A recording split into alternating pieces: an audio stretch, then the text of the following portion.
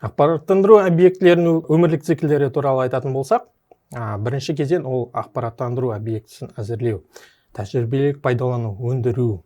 Сондай-ақ оны жұмыс істеу үшін қажетті техникалық құралдар мен бағдарламалық қамтуды иелену.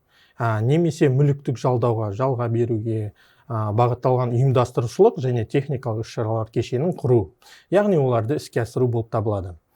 Бұдан әрі өнеркәсіптік пайдалану кезеңі. Бұл кезең ақпараттандыру объектісін техникалық құжаттамада немесе нормативтік техникалық құжаттамада жазылған мақсаттарға, міндеттерге немесе талаптарға сәйкес штаттық режимде пайдалану болып табылады.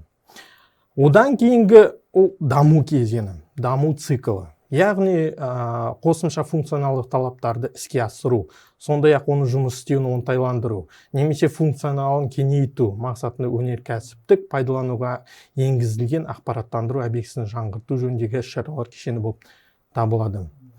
Қажет болған жағдайда өнеркәсіптік пайдалануды тоқтатумен аяқталады. Ол дегеніміз электронды үкіметтің ақпараттандыру объектісін одан әрі пайдалану қажеттігін болмауы, өнеркәсіп пайдалануды тоқтатумен әкеп соқтырады. Мемлекеттік органдардың қызметін автоматтандыру тәсіліне көшейік. Егер бекітілген архитектура болса, онда ұсынылған механизмді ескере отырып, автоматтандыруды жоспарлау қажет.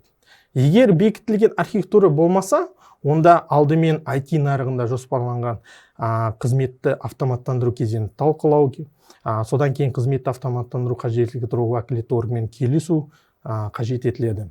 IT нарығын талқылау кезеңінде техникалық іске асыру тетіктері, баға ұсыныстары бөлігінде ұсыныстар беріледі.